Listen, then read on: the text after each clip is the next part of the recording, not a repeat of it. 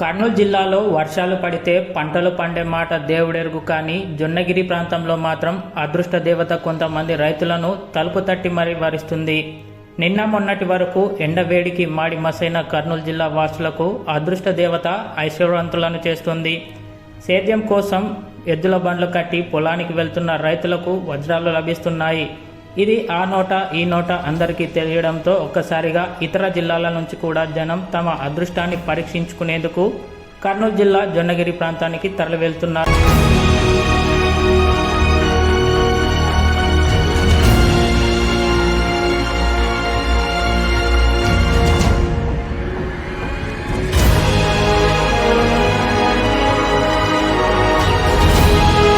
Sir ఇప్పుడు వచ్చిన అయితే మేము ఏమంటలేదు. వర్షం వచ్చింది, ట్యాంకు తొక్కితే మా ఎద్దులు బాగా పండుకుంటున్నాయి, మేము ఏం చేసుకోలేము.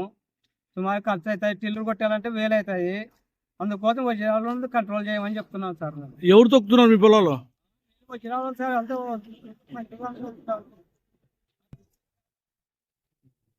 అవన్నీ వస్తున్నారు, వాళ్ళు ఎవరు మాట్లాడడం లేదు, మమ్మల్ని కొట్టిపోతున్నారు.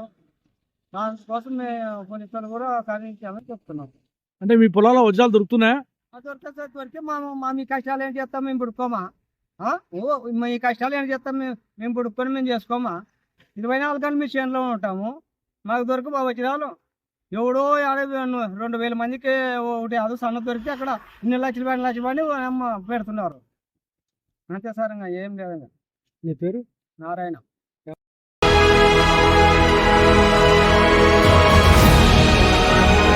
కర్నూలు జిల్లా పత్తికొండ నియోజకవర్గం తుగ్గలి, జొన్నగిరి తదితర ప్రాంతాల్లో చినుకు పడితే చాలు వందల మంది వజ్రాల అన్వేషణలో నిమగ్నమై ఉంటారు.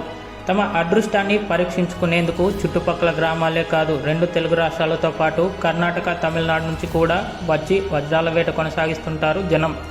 జొన్నగిరి, తుగ్గలి తదితర ప్రాంతాల్లో వర్షాలు పడ్డాయంటే చాలు అక్కడ పొలాల్లో విత్తనాల విత్తుకు బదులు వజ్రాల వేట కొనసాగిస్తారు. ఉదయం నుంచి సాయంకాలం వరకు పొలాల్లోనే ఉంటూ తమ అదృష్టాన్ని పరీక్షించుకుంటూ అన్వేషణ సాగిస్తారు. ఈ ప్రాంతంలో చాలామంది రైతులకు సైతం వజ్రాలు లభించి రాత్రికి రాత్రి కోటీశ్వరులైన వారు కూడా ఉన్నారు. ఇప్పటికీ ఈ ప్రాంతంలో వజ్రాల వ్యాపారులతో ప్రతి ఏటా కోట్ల రూపాయల బిజినెస్ జరగడం ఆశ్చర్యం.